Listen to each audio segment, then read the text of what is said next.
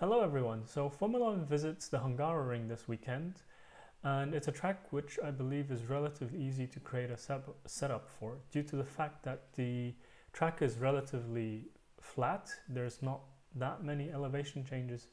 The curves are quite gentle with the exception of the one in the chicane. So it means that there's not a huge amount of trade-offs that need to be done between different requirements. So in general, I would say the car setup can be made quite stiff, especially in roll, due to the need to make quick direction changes.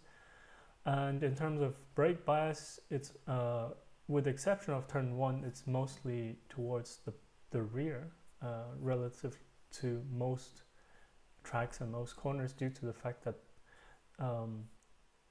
the braking that needs to be done is quite often for, say, medium to high speed corners where you just want to reduce, you want to avoid turn and understeer.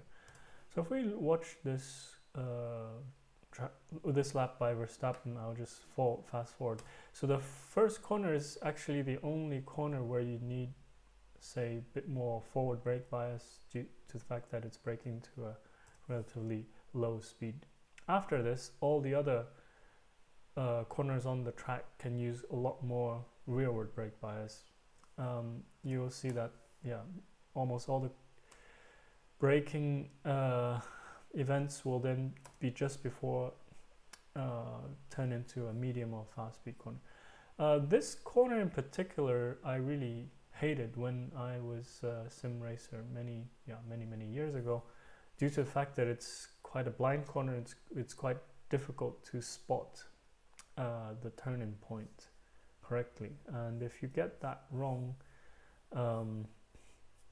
you either turn in too early, cut the track, which is not allowed, or you run too wide on the exit, which is also not allowed.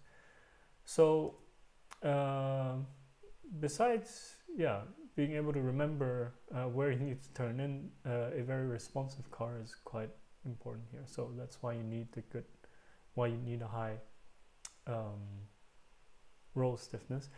You then just saw, this section is full of these turns where I would say you need quite quick response from the car, and as you can see, the track is quite flat, the curbs are quite gentle, and due to that reason